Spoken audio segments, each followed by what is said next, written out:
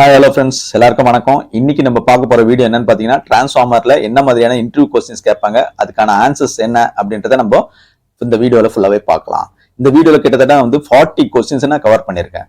So மீதி இருக்கிற கொஸ்டின்ஸை நம்ம அடுத்த பார்ட்ல கண்டிப்பா பார்க்கலாம். ஸோ இந்த வீடியோக்குள்ள போலாம் வாங்க.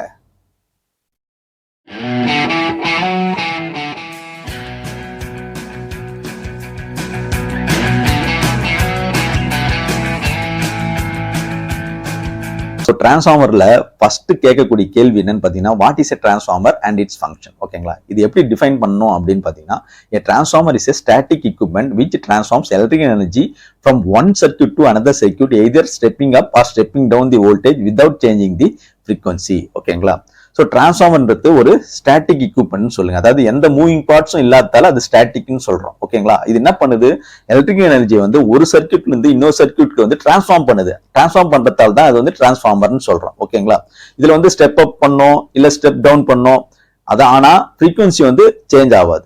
அதுதான் முக்கியம். இதை சொன்னாவே போதும் நீங்க. ஓகே, ஸோ அடுத்து என்ன மாதிரியான கேள்வி கேட்பாங்கன்னு பார்த்தீங்கன்னா, what is the working principle of a transformer. ஓகேங்களா, transformer works on the principle of Faraday's law of electromagnetic induction.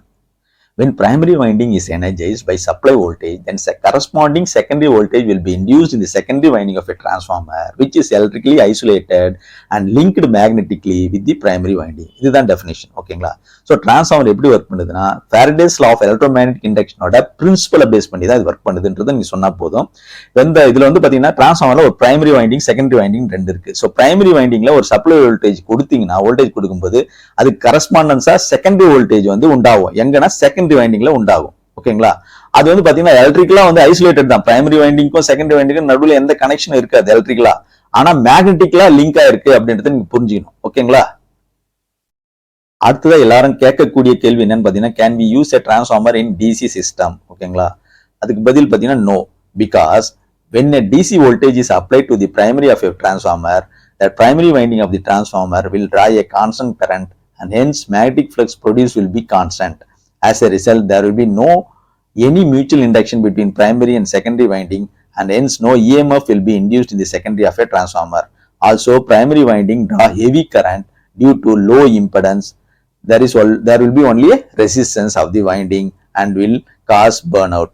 ஓகேங்களா, ஸோ டிசி வோல்டேஜ் இந்த டிரான்ஸ்ஃபார்மரோட பிரைமரி வைண்டிங்ல நீங்க கொடுத்தீங்கன்னா, அது என்ன பண்ணும், அந்த பிரைமரி வைண்டிங் ஆஃப் டிரான்ஸ்ஃபார்மர் என்ன பண்ணும்னா கரண்ட் டிராப் பண்ணுது. ஓகேங்களா, ஆனா அந்த கரண்ட் பாத்தீங்கன்னா ஒரு கான்ஸ்டன்டா தான் இருக்கும், வேரியேஷனே இருக்காது அந்த கரண்ட். அதனால உருவாகிற மேக்னெட்டிக் ஃபிளக்ஸும் பாத்தீங்கன்னா கான்ஸ்டன்டா இருக்கும். ஸோ எப்போ இது கான்ஸ்டன்டா இருக்கோ, எந்த வேரியேஷனும் இல்லையோ, அதனால என்ன ஆகும்னா அந்த மியூச்சுவல் இண்டக்ஷன் பிரைமரி வைண்டிங்க்கும் செகண்டரி வைண்டிங்க்கும் எதுவுமே மியூச்சுவல் இண்டக்ஷனே இருக்காது. வேரியேஷன் போயிட்டு வரதால் தான் இந்த மேக்னெட்டிக் ஃபிளக்ஸே உண்டாகுது. அதை தெரிஞ்சுக்கணும் நீங்க. ஓகேங்களா, ஸோ அப்போ hence no EMF will induce in the secondary of the transformer. இதனால என்ன ஆகுதுன்னா, பிரைமரி வைண்டிங்ல பாத்தீங்கன்னா ஹெவி கரண்ட் ஃப்ளோ ஆகும். அந்த கரண்ட் கான்ஸ்டன்ட் கரண்டே பாத்தீங்கன்னா ஹெவி கரண்டா இருக்கும் அப்படின்றது நீங்க புரிஞ்சுக்கணும்.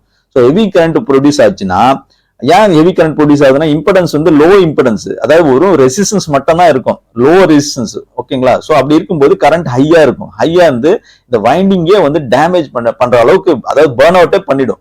ஸோ அதனால டிசி சப்ளையை டிரான்ஸ்ஃபார்மர்ல யூஸ் பண்ணி அடுத்ததான் நீங்க தெரிஞ்சுக்க வேண்டியது, what is the name of various types of transformer. Transformer பல வகையா பிரிச்சிடலாங்க, பல டைப்பா. அது எப்படி கேட்டகரைஸ் பண்ணியிருக்காங்க அப்படின்றது நீங்க தெரிஞ்சுக்கணும். சப்ளை சிஸ்டம் பேஸ் பண்ணி பாத்தீங்கன்னா single phase transformer, 3 phase transformer சொல்லுவாங்க. ஓகேங்களா, வைண்டிங் ஸ்ட்ரக்சரை பேஸ் பண்ணி எப்படி சொல்லுவாங்கன்னா, auto transformer, 2 winding transformer, 3 winding transformer, 6 winding transformer இப்படியும் சொல்லலாம். அதே மாதிரி கன்ஸ்ட்ரக்ஷன் அண்ட் டிசைனை பேஸ் பண்ணி சொல்றது கோர் டைப் டிரான்ஸ்ஃபார்மர் சொல்லுவாங்க, இல்லைன்னா ஷெல் டைப் டிரான்ஸ்ஃபார்மர் சொல்லுவாங்க. சர்வீஸ் எப்படி அப்ளிகேஷன் பேஸ் பண்ணி எப்படி பிரிக்கிறாங்கன்னா, டிஸ்ட்ரிபியூஷன் டிரான்ஸ்ஃபார்மர் சொல்லுவாங்க, பவர் டிரான்ஸ்ஃபார்மர் சொல்லுவாங்க. அதே மாதிரி ஃபங்க்ஷனை பேஸ் பண்ணி ஸ்டெப் அப் டிரான்ஸ்ஃபார்மரா, ஸ்டெப் டவுன் டிரான்ஸ்ஃபார்மரான்னு சொல்லுவாங்க, ஐசோலேஷன் டிரான்ஸ்ஃபார்மரான்னு சொல்லுவாங்க. இது 3 வகையான டிரான்ஸ்ஃபார்மர் இருக்கு, அதாவது ஃபங்க்ஷனை பேஸ் பண்ணி. ஸோ அதையும் நீங்க கேட்டா தெரிஞ்சுக்கணும். அடுத்ததா பாத்தீங்கன்னா கூலிங் சிஸ்டம் பேஸ் பண்ணி டிரான்ஸ்ஃபார்மர் பிரிக்கலாம். ஆயில் கூல் டிரான்ஸ்ஃபார்மர் இருக்கு, அடுத்தது ஏர் கூல் டிரான்ஸ்ஃபார்மர்னு இருக்கு. அடுத்தது மெஷர்மெண்ட்ஸ்க்காக சில டிரான்ஸ்ஃபார்மர்லாம் யூஸ் பண்றோம். அது என்னன்னா பாத்தீங்கன்னா கரண்ட் டிரான்ஸ்ஃபார்மர், வோல்டேஜ் டிரான்ஸ்ஃபார்மர், இல்லைன்னா அது பொட்டன்ஷியல் டிரான்ஸ்ஃபார்மர் சொல்லுவாங்க. மூணாவதா பாத்தீங்கன்னா கெப்பாசிட்டிவ் வோல்டேஜ் டிரான்ஸ்ஃபார்மர்னு ஒன்னு இருக்கு, அதையும் சொல்லுவாங்க. ஸோ அடுத்தது நம்ம தெரிஞ்சுக்க போறது, what is an isolation transformer. எல்லாரும் சொல்லிடுவாங்க இந்த ஸ்டெப் அப் டிரான்ஸ்ஃபார்மர்னா என்ன, ஸ்டெப் டவுன் டிரான்ஸ்ஃபார்மர்னா என்ன அப்படின்னு. வோல்டேஜ் அதிகமாகிறதுக்கும் வோல்டேஜ் குறையத்துக்கும் யூஸ் பண்ற டிரான்ஸ்ஃபார்மர் அப்படின்னு சொல்லிடுவாங்க. பட் இந்த ஐசோலேஷன் டிரான்ஸ்ஃபார்மர்னா சில பேருக்கு தெரியாம இருக்கும். ஓகேங்களா, இது எங்க யூஸ் ஆகுது, எதுக்காக யூஸ் ஆகுது அப்படின்னு பாத்தீங்கன்னா, இது வந்து நார்மலா பாத்தீங்கன்னா it is use to isolate two electrical circuits. In this transformer the primary and secondary windings have the same number of turns and hence its turns ratio will be equal to 1. It is used to protect the secondary circuit when a fault current occurred in a primary circuit. சிம்பிளா சொல்லணும்னா இது வந்து secondary சர்க்யூட்டை protect பண்றதுக்காக use பண்றாங்க. அதாவது எப்ப primary சர்க்யூட்ல ஏதாவது ஒரு ஃபால்ட் அக்கர் ஆகுதுன்னா அப்ப இது வந்து செகண்டரி சர்க்யூட்டை பாதிக்காது. அதுக்காக யூஸ் பண்ற டிரான்ஸ்ஃபார்மர் தான் ஐசோலேஷன் டிரான்ஸ்ஃபார்மர் அப்படின்னு சொல்லணும். இந்த பேர் ஏன் ஐசோலேஷன் டிரான்ஸ்ஃபார்மர் வந்ததுன்னா, அந்த ரெண்டு எலக்ட்ரிக்கல் சர்க்யூட் பிரைமரி சர்க்யூட்டும் செகண்டரி சர்க்யூட்டும் நடுவுல ஐசோலேட் பண்ணுது இல்லையா, அதனால இது வந்து ஐசோலேஷன் டிரான்ஸ்ஃபார்மர் சொல்லுவாங்க. இந்த டிரான்ஸ்ஃபார்மர் எப்படி உருவாக்குறாங்க அப்படின்னு பாத்தீங்கன்னா, பிரைமரியும் செகண்டரி வைண்டிங் வந்து சேம் டர்ன்ஸ் வந்து பாத்தீங்கன்னா வைண்டிங் டர்ன்ஸ் வந்து ஒரே அளவு இருக்கும், சேம் நம்பரா இருக்கும். ஓகேங்களா, அதனால இதனுடைய டர்ன்ஸ் ரேஷியோ கூட பாத்தீங்கன்னா 1 தான் இருக்கும். ஓகேங்களா, ஈக்குவல் நம்பர் ஆஃப் டர்ன்ஸ் சொல்லலாம். பிரைமரில என்ன டர்ன்ஸ் இருக்கோ அதே டர்ன்ஸ் தான் செகண்டரியிலும் இருக்கும், வைண்டிங் டர்ன்ஸ். ஓகேங்களா,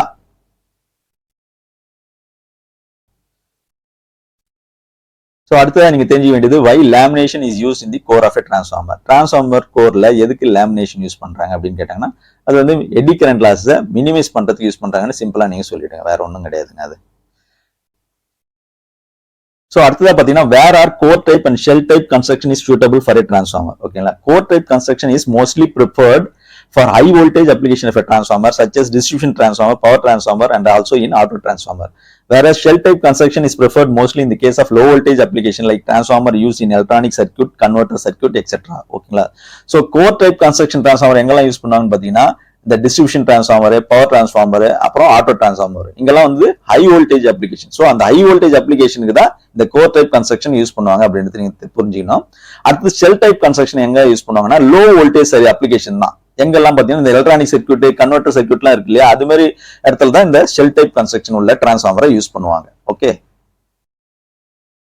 அடுத்தது கேட்கக்கூடிய கேள்வி என்னன்னா எசென்ஷியல் பார்ட்ஸ் இருக்கும் டிரான்ஸ்ஃபார்மர்ல அப்படின்னு கேட்டாங்கன்னா அது பதில் சொல்லணும்.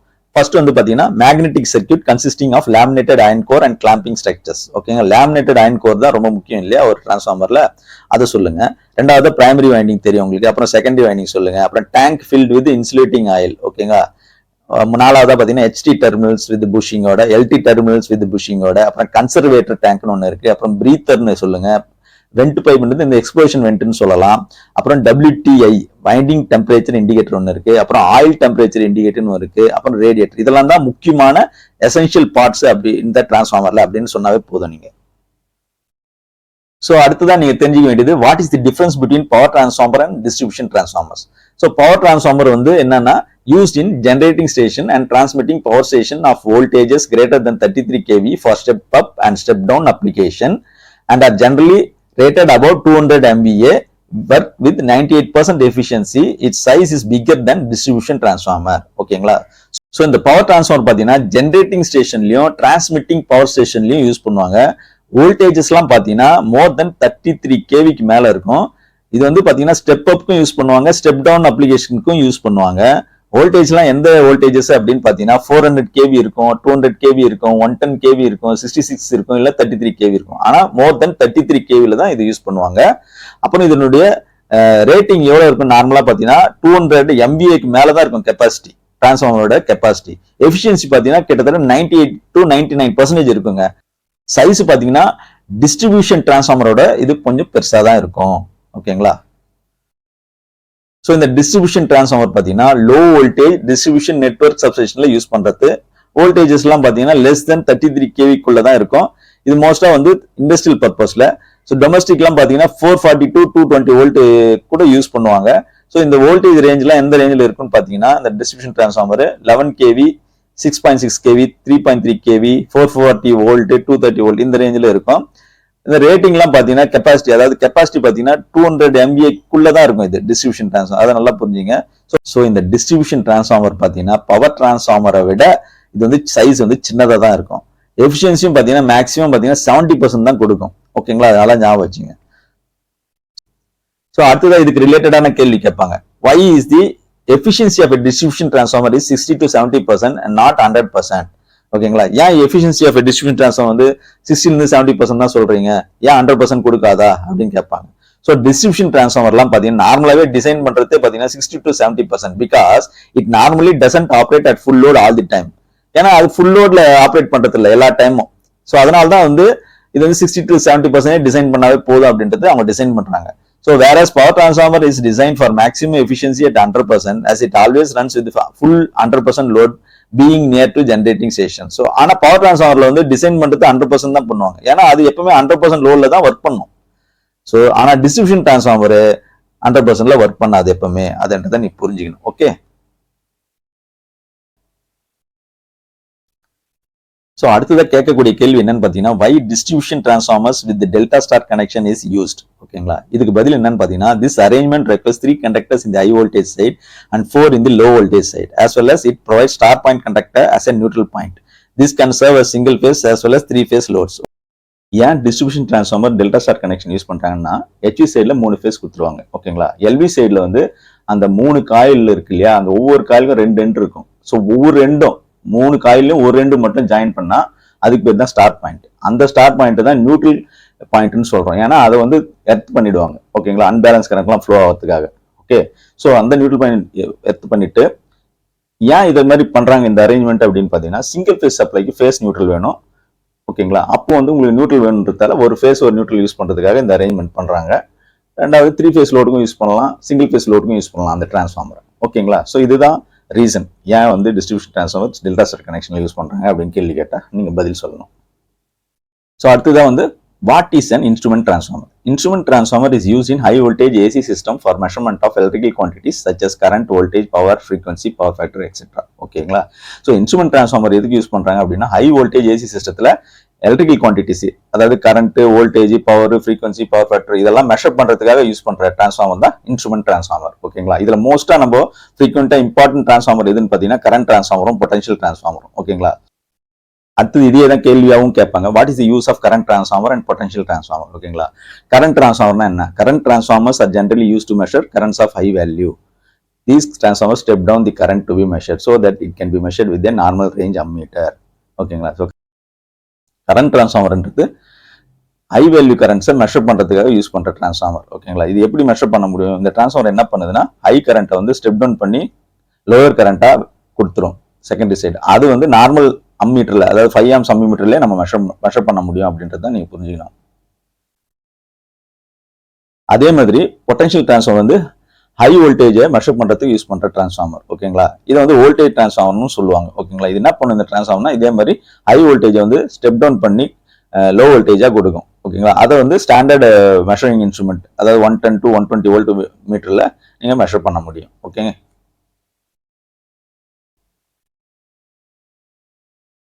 ஸோ அடுத்த கேள்வி என்னன்னா what is meant by turns ratio of a transformer. ஓகேங்களா, இதுக்கான ஆன்சர் என்னன்னு பாத்தீங்கன்னா it is defined as the number of turns on the secondary divided by the number of turns on the primary. அதாவது secondary side number of turns divided by primary side number of turns winding ஓட turns. ஓகேங்களா, இதுதான் இதனுடைய formula.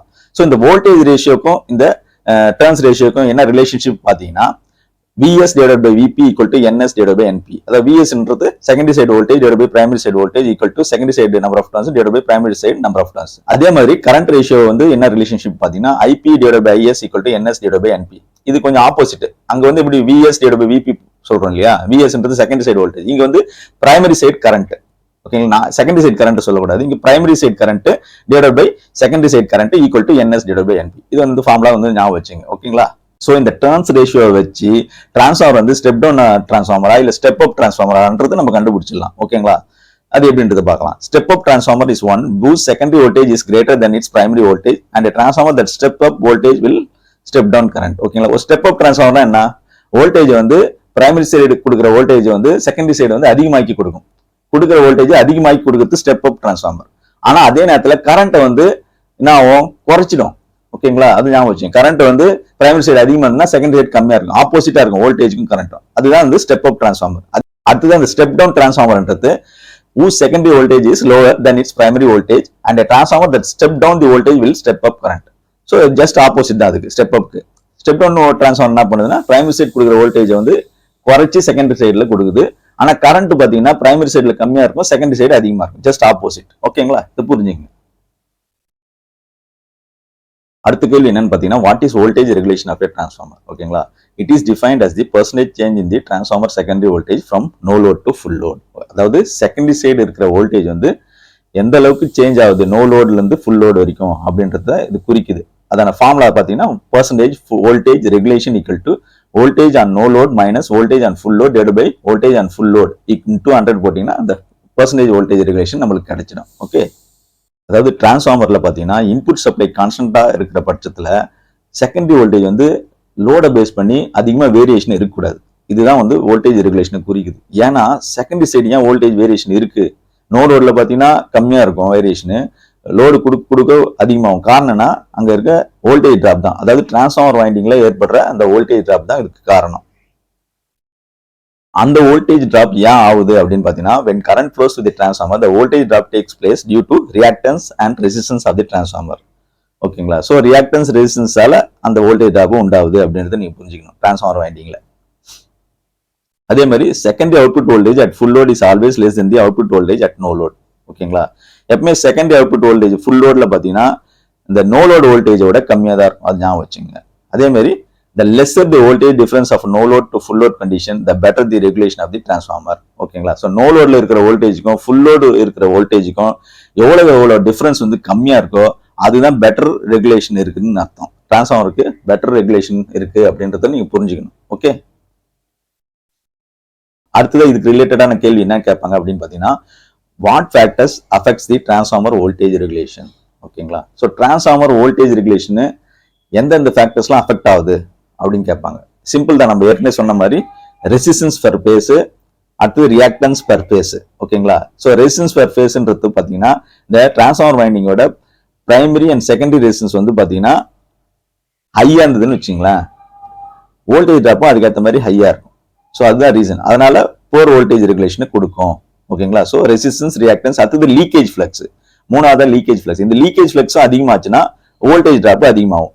3 point ஆச்சா. நாலாவது பாத்தீங்கன்னா secondary side இருக்க load கரண்டோட தன்மை வந்து அதிகமா இருந்துன்னு வச்சுங்களேன், மேக்னிடியூட் வேல்யூ, அந்த வேல்யூ அதிகமாச்சுன்னா லோட் கரண்ட் இன்க்ரீஸ் ஆகும்போது வோல்டேஜ் ட்ராப்பும் இன்க்ரீஸ் ஆகும். ஸோ இதுவும் வந்து புவர் ரெகுலேஷனை உண்டாக்கும். ஓகேங்களா, ஸோ அஞ்சாவது பாயிண்ட் பாத்தீங்கன்னா power factor, load power factor. Load power factor also affects the transformer voltage regulation. lagging power factor demands more current and it causes more voltage drop in the transformer winding. So power factor எப்பவுமே லேகிங்ல இருந்ததுன்னா current வந்து அதிகமா இருக்கும், அதனால அதிகமான voltage drop உண்டாக்கும். அதுவும் வந்து பாத்தீங்கன்னா நம்ம வோல்டேஜ் ரெகுலேஷனை பாதிக்கும். ஓகே, இதுதான் நீங்க புரிஞ்சுக்கணும். இதுதான் 5 பாயிண்ட் என்னென்ன ஃபேக்டர்ஸ் டிரான்ஸ்ஃபார்மர் வோல்டேஜ் ரெகுலேஷனை பாதிக்கும் அப்படின்னு கேட்டீங்கன்னா இதுதான். ஓகே, ஸோ அடுத்த கேள்வி என்னன்னு பாத்தீங்கன்னா what are the losses occurring in a transformer. டிரான்ஸ்ஃபார்மர்ல பாத்தீங்கன்னா 4 வகையான லாசஸ் உண்டாகுதுங்க. ஒன்னு கோர் லாஸ், ரெண்டாவது காப்பர் லாஸ், மூணாவது டயலக்ட்ரிக் லாஸ், நாலாவது ஸ்டே லாஸ். காப்பர் லாஸும் கோர் லாஸ் தான் இதுல ரொம்ப முக்கியம். காப்பர் லாஸ் ஏன் உருவாகுது அப்படின்னு பாத்தீங்கன்னா due to resistance caused by the conductors use in the transformer winding against the flow of current through it. ஓகேங்களா, டிரான்ஸ்ஃபார்மர் வைண்டிங்ல இருக்கிற கண்டக்டர்ஸ் வந்து ஒரு ரெசிஸ்டன்ஸ் கொடுக்கும் கரண்ட் ஃப்ளோக்கு, அததான் வந்து அதனால உருவாகிற லாஸ் தான் வந்து காப்பர் லாஸ். ஓகேங்களா, அடுத்தது core loss is caused due to eddy currents and hysteresis set up on the transformer core by the magnetic flux. Core loss is always constant. So core loss ஏன் உண்டாகுது அப்படின்னு பாத்தீங்கன்னா magnetic ஃபிளக்ஸால உண்டாகிற eddy கரண்ட்டும் அதுக்கப்புறம் hysteresis தான் காரணம். இது வந்து பாத்தீங்கன்னா டிரான்ஸ்ஃபார்மர் கோர்ல வந்து இது கிரியேட் ஆகும். ஓகேங்களா, ஸோ இது வந்து எப்பவுமே பாத்தீங்கன்னா ஒரு கான்ஸ்டன்டாவே இருக்கும் கோர் லாஸ். ஸோ அதுதான் புரிஞ்சுக்கணும். ஓகே, அடுத்த கேள்வி என்னன்னு பாத்தீங்கன்னா what are the test conductor in a transformer. ஓகேங்களா, ஸோ இதுல வந்து 3 வகையான டெஸ்ட் கண்டக்ட் பண்றாங்க. ஃபர்ஸ்ட் டெஸ்ட் பாத்தீங்கன்னா ஓப்பன் சர்க்யூட் டெஸ்ட் இல்ல நோ லோட் டெஸ்ட்னு சொல்றாங்க. இதுல பாத்தீங்கன்னா டிரான்ஸ்ஃபார்மரோட செகண்டரி டெர்மினல்ஸ் வந்து ஓப்பனா வைப்பாங்க, அதனால தான் இது ஓப்பன் சர்க்யூட் டெஸ்ட், அதாவது லோடே கொடுக்க மாட்டாங்க, அதனால தான் நோ லோட் டெஸ்ட்னு சொல்லலாம். ஓகே, ரெண்டாவது பாத்தீங்கன்னா ஷார்ட் சர்க்யூட் டெஸ்ட். இதுல வந்து பாத்தீங்கன்னா செகண்டரி டெர்மினல் வந்து டிரான்ஸ்ஃபார்மரோட செகண்டரி டெர்மினல் வந்து ஷார்ட் சர்க்யூட் பண்ணிடுவாங்க. ஓகேங்களா, மூணாவது இருக்கிற டெஸ்ட் வந்து பாத்தீங்கன்னா சம்பனஸ் டெஸ்ட்னு ஒன்று பண்ணுவாங்க. ஓகே, இதான் 3 வகையான டெஸ்ட். ஓகே, ஃபர்ஸ்ட் பாத்தீங்கன்னா what is the purpose of conducting open circuit test in a transformer. சரி, ஓப்பன் சர்க்யூட் டெஸ்ட் டிரான்ஸ்ஃபார்மர்ல எதுக்கு பண்றாங்க அப்படின்னு கேட்டாங்கன்னா நீங்க சிம்பிளா ஒரே ஒரு பதில் சொல்லிடலாம், to determine the constant loss. Constant லாஸ்ன்றது வந்து கோர் லாஸ்னு சொல்லலாம். ஸோ இதை கண்டுபிடிக்கிறதுக்காக நம்ம வந்து இந்த ஓப்பன் சர்க்யூட் டெஸ்ட் பண்றோம் அப்படின்னு சொல்லிடுங்க. அடுத்த கேள்வி என்னன்னா what is the purpose of conducting short circuit test in a transformer. இது எதுக்கு பண்றோம்? இது பாத்தீங்கன்னா காப்பர் லாஸை கண்டுபிடிக்கிறதுக்காக பண்ற டெஸ்ட், அதாவது வேரியபிள் லாஸ்னு சொல்லுவாங்க. ஓகே, அதை கண்டுபிடிக்கிறதுக்காக பண்ற டெஸ்ட் தான் ஷார்ட் சர்க்யூட் டெஸ்ட். அடுத்த கேள்வி என்னன்னு பார்த்தீங்கன்னா, what is the purpose of conducting Sumpner's test on a transformer? It is conducted to determine the steady state temperature rise of winding when it is operated continuously for a long time. ஓகேங்களா? அதாவது transformer வந்து கண்டினியூஸா run ஆகுது இல்லையா, operation வந்து கண்டினியூஸா இருக்கும் long டைமுக்கு. ஸோ அப்போ வந்து எந்த அளவுக்கு வைண்டிங்கோட டெம்பரேச்சர் ரைஸ் இருக்குது அப்படின்னு தெரிஞ்சதுக்காக பண்ற டெஸ்ட். இதை வந்து ஹீட் ரன் டெஸ்ட்னு சொல்லுவாங்க. Okay, what are the stray losses? Stray losses result from the eddy current set up by the leakage flux in the transformer walls and conductors. Stray losses உருவாகிறதுக்கு காரணம் என்னன்னு பார்த்தீங்கன்னா, இந்த லீக்கேஜ் ஃபிளக்ஸால உருவாகிற eddy கரண்ட்ஸால வர்றது. ஓகேங்களா? இது வந்து பார்த்தீங்கன்னா டிரான்ஸ்ஃபார்மர் வால்ஸ் அண்ட் கண்டக்டர்ஸ்ல தான் அந்த மெயினா வந்து உருவாகும். ஓகே, ஸோ அடுத்த கேள்வி பார்த்தீங்கன்னா, is copper loss affected by power factor why? So copper லாஸால பவர் ஃபேக்டர் பாதிக்குமா அப்படின்னு ஒரு கேள்வி கேட்பாங்க. கண்டிப்பா பாதிக்குங்க. ஏன்னா காப்பர் லாஸ் வந்து அதிகமாச்சுன்னா பவர் ஃபேக்டர் வந்து குறைஞ்சிடும். அதனால இன்வெர்ஸ்லி ப்ரொபோர்ஷனல் சொல்றாங்க. ஓகேங்களா? ஸோ காப்பர் லாஸ் எதை டிபெண்ட் பண்ணி இருக்குன்னு பாத்தீங்கன்னா, பிரைமரி அண்ட் செகண்டரி வைண்டிங்ஸ்ல உருவாகிற கரண்டால வர்றது இந்த காப்பர் லாஸ். அதுதான் மெயின் ரீசன். ஸோ அப்போ என்ன ஆகுது? It is known that current record is higher when the power factor is lower. இதை நீங்க புரிஞ்சுக்க வேண்டியது என்னன்னா, காப்பர் லாஸ் அதிகமாக உங்களுக்கு வந்து கரண்ட் வந்து தேவையில்லாத கரண்ட் அதிகமாகும். ஓகேங்களா? ஸோ அதனால நம்ம ஆக்டிவ் பவர், அதாவது கிலோவாட் வந்து அதிகமாக யூட்டிலைஸ் பண்ண முடியாது, எஃபிஷியன்சி குறையும் அப்படின்றத நீங்க புரிஞ்சுக்கலாம். ஓகே, அடுத்த கேள்வி என்னன்னு பாத்தீங்கன்னா, what is the power factor of a transformer? நார்மலா டிரான்ஸ்ஃபார்மர்ல என்ன பவர் ஃபேக்டர் இருக்கும் அப்படின்னு கேட்பாங்க. The power factor of a transformer is very low and lagging and no load. லோடே இல்லாத பட்சத்துல டிரான்ஸ்ஃபார்மர் வந்து பவர் ஃபேக்டர் கம்மியா இருக்கும், லேகிங் பவர் ஃபேக்டராகவும் இருக்கும் அப்படின்றத நீங்க புரிஞ்சுக்கணும். But the power factor and load is nearly equal to the power factor of the load which is carrying. So அப்போ பவர் ஃபேக்டர் லோட்ல எப்படி இருக்குன்னு பாத்தீங்கன்னா, லோடோட பவர் ஃபேக்டர் என்ன இருக்கோ அதே தான் இருக்கும் டிரான்ஸ்ஃபார்மரோட பவர் ஃபேக்டரும். ஸோ அதனால என்ன டைப் ஆஃப் லோட் நம்ம யூஸ் பண்றோம் அப்படின்றத பொறுத்து தான் பவர் ஃபேக்டரும் இருக்கும் அப்படின்றத நீங்க புரிஞ்சுக்கணும். அடுத்த கேள்வி என்னன்னு பாத்தீங்கன்னா, why is transformer rating in KVA not in kilowatt? இது வந்து முக்கியமான ஒரு கேள்விங்க. டிரான்ஸ்ஃபார்மர் ரேட்டிங் ஏன் கேவிஏல சொல்றோம் கிலோவாட்ல சொல்ல அப்படின்னு கேட்பாங்க. இதுக்கான பதில் என்னன்னு பாத்தீங்கன்னா, copper loss of a transformer depends on current and iron loss and voltage. டிரான்ஸ்ஃபார்மர்ல இருக்கிற காப்பர் லாஸ் பாத்தீங்கன்னா கரண்ட்டை பேஸ் பண்ணி தான் இருக்கு. அதே மாதிரி அயன் லாஸ் பாத்தீங்கன்னா வோல்டேஜ் பேஸ் பண்ணி இருக்கு. அதனால டோட்டல் டிரான்ஸ்ஃபார்மர் லாஸ் வந்து பாத்தீங்கன்னா depends on voltage ampere. Voltage ampere base பண்ணி தான் இந்த ரெண்டு லாஸஸ் இருக்கு. ரெண்டாவது பாத்தீங்கன்னா, இது வந்து not on phase angle between voltage and current. இதுக்கும் இந்த ஃபேஸ் ஆங்கிளுக்கும் எந்த ஒரு சம்பந்தமும் கிடையாது. அது independent of load power factor. Load power factor base பண்ணி இந்த லாசஸ் கிடையாது அப்படின்னு நீங்க புரிஞ்சுக்கணும். அதனால தான் டிரான்ஸ்ஃபார்மரை வந்து பாத்தீங்கன்னா ரேட்டிங் கேவிஏல சொல்றோம். வோல்ட் ஆம்பியர் இருக்கு இல்லையா, அதனால கிலோ வோல்ட் ஆம்பியர்ல தான் நம்ம சொல்றோம், கிலோ வாட்ல சொல்றது கிடையாது அப்படின்னு நீங்க புரிஞ்சுக்கணும். So இன்னும் நம்ம புரிஞ்சுக்கணும்னா, the magnitude of a secondary current depends on the nature of the load. If the transformer is feeding to a resistive load, the power factor is unity. But if the transformer is delivering power to the inductive load, then the power factor cannot be unity and always less than 1. The lower power factor causes current to increase without increase in active output power. Thus secondary current is inversely proportional to the power factor. ஓகேங்களா? இதுல நீங்க புரிஞ்சுக்க வேண்டியது என்னன்னா, nature of லோடை base பண்ணி தான் power factor இருக்கும். அதாவது செகண்டரி சைட்ல வந்து ரெசிஸ்டிவ் லோடா இருந்ததுன்னு வச்சுங்களேன், பவர் ஃபேக்டர் வந்து ஒன்னா இருக்கும், யூனிட்டியா இருக்கும்.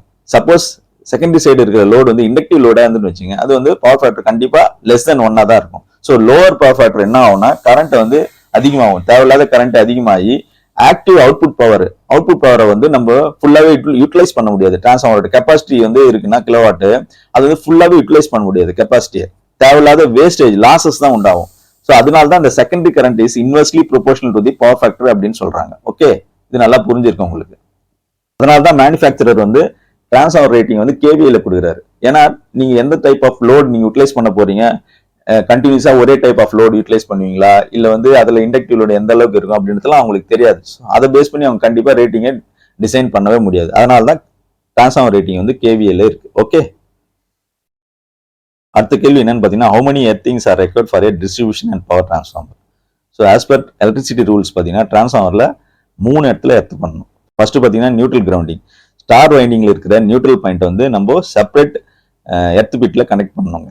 ஓகேங்களா? இது பேர் தான் சாலிட் ஆர் நியூட்ரல் கிரவுண்டிங் சொல்லுவாங்க. ஓகே, ரெண்டாவதா பாத்தீங்கன்னா பாடி எர்த்திங் பண்ணணும். Transformer must be earthed from 2 distinct non live parts of transformer. Non live parts supply இல்லாத பாடியில வந்து ரெண்டு பக்கம், இந்த எண்டு ஒன்று அந்த எண்டு ஒன்றுன்னு ரெண்டு எர்த்து கொடுக்கணும் பாடி எர்த்திங். ஸோ நியூட்ரல் எர்த்திங் ஒன்று, பாடி எர்த்திங் 2. இதுதான் வந்து தெரிஞ்சுக்கணும் நீங்க. ஓகே.